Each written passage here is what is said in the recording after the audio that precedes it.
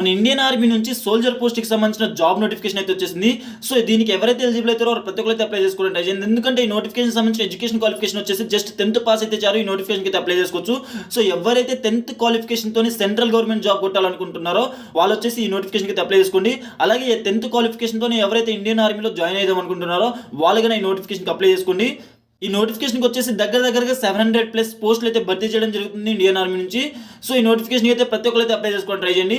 అలాగే నోటిఫికేషన్ సంబంధించిన education qualification మీకు ఆల్రెడీ చెప్పేసి జస్ట్ 10th పాస్ అయితే చాలు ఈ నోటిఫికేషన్కి అయితే అప్లై చేసుకోవచ్చు.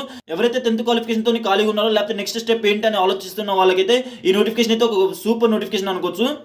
అలాగే ఈ నోటిఫికేషన్ సంబంధించిన శాలరీ పేమెంట్ ఒకసారి చూసుకుంటే నియర్లీ 40,000 నుంచి 70,000 దాకా అయితే శాలరీ పేమెంట్ చేయడానికి అవకాశం ఉంటుంది అన్ని ఎలివెన్సెస్తో కలిపి.